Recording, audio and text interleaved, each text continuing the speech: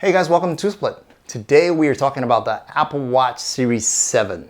This video is for those of you who are even on Android and have friends who are iOS and just want to buy the next best thing. This video will let you know if they should upgrade or not. This video will also let you know if you are an iOS Apple Watch user, if you should upgrade or not. And if you've never had one and you need to buy a new one, should you bother buying this one or not? Let's get into it.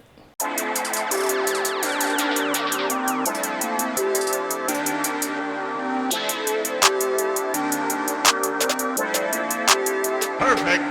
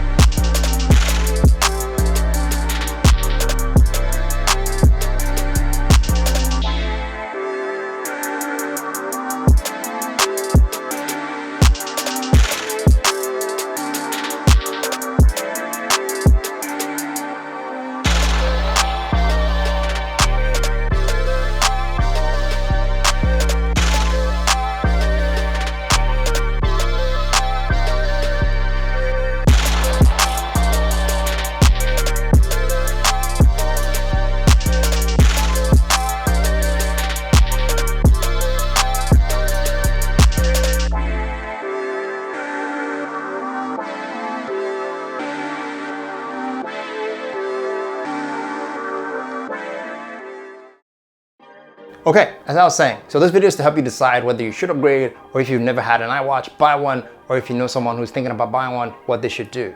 And it's a really quick video. Why? Because there are two main changes. Well, 2.5.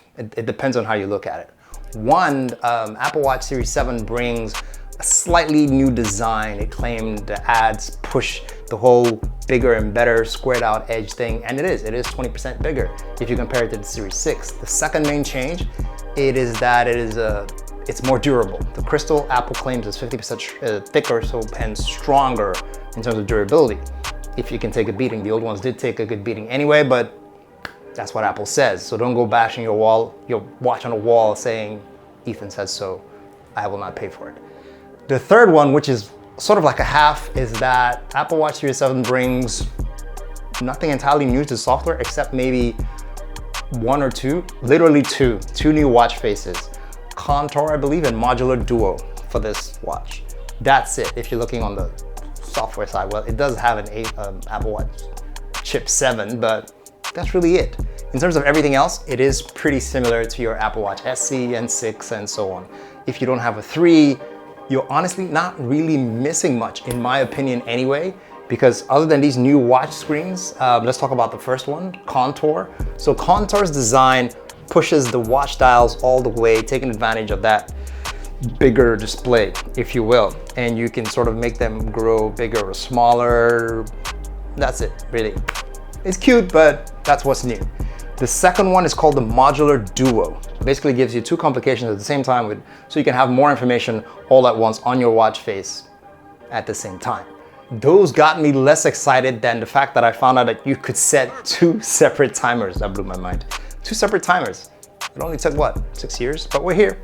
Thank God for that. But again, nothing new. In terms of battery life, you're still shooting that 18-hour battery life.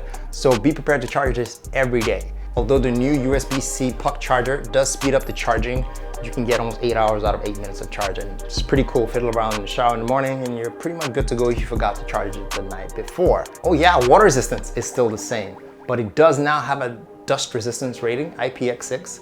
We don't know if the old Apple Watch 6 was dust resistant, well, because Apple just never tested it. So they just took the chance to test this one and found out it was IPX6. So chances are your old Apple Watch 6 is IPX6 dust resistant.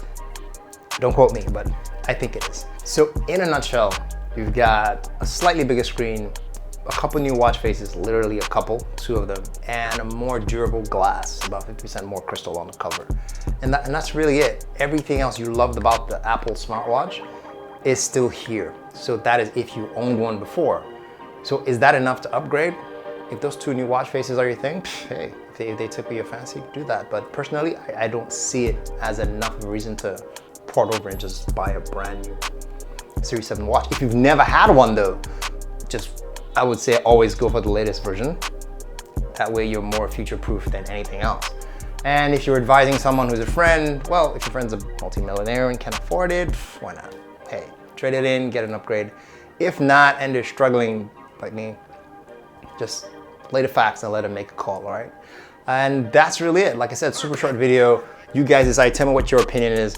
Was this worth much of an upgrade in terms of the reach? Because I thought the square edges, when you see the ads, would be probably a bit more like the iPhone square, but this is a slightly rounded edge in my opinion. So let me know what you guys think below.